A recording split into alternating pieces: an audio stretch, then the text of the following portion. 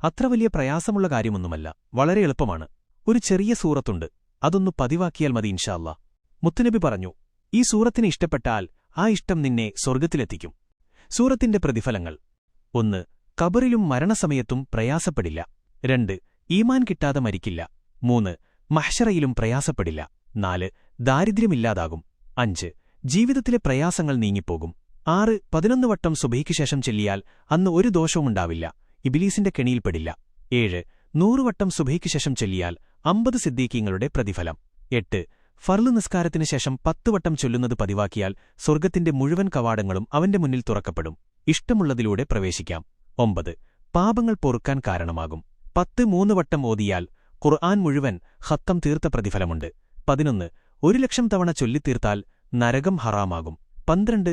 റബ്ബ് ഇഷ്ടപ്പെട്ടവരുടെ കൂട്ടത്തിൽ ഉൾപ്പെടും ഇൻഷാ അല്ലാ. റബ്ബ് ഇഷ്ടപ്പെട്ടാൽ അതിനേക്കാൾ വലിയൊരു നേട്ടം വേറെയില്ലല്ലോ.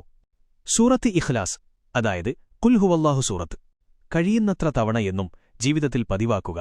അതുപോലെ അറിയാത്തവരിലേക്ക് എത്തിച്ചുകൊടുക്കുകയും ചെയ്യുക. ഒരാൾക്ക് പുതിയ അറിവ് എത്തിച്ചുകൊടുക്കുന്നവർ 1000 ആബിദീങ്ങളെക്കാൾ ഉത്തമരാണ്. റബ്ബ് ആ വിഭാഗത്തിൽ ഉൾപ്പെടുത്തുമാറാകട്ടെ. നമ്മളൊരു അറിവ് മറ്റൊരാൾക്കെത്തിച്ചാൽ അവർ ചെയ്യുന്നതിന്റെ പ്രതിഫലവും നമുക്ക് ലഭിക്കും. അതുകൊണ്ട് നിങ്ങളുടെ കൂട്ടുകാരിലേക്ക് എത്തിച്ചുകൊടുക്കാം ഇൻഷാ അല്ലാ. അല്ലാഹു കബൂൽ ചെയ്യട്ടെ.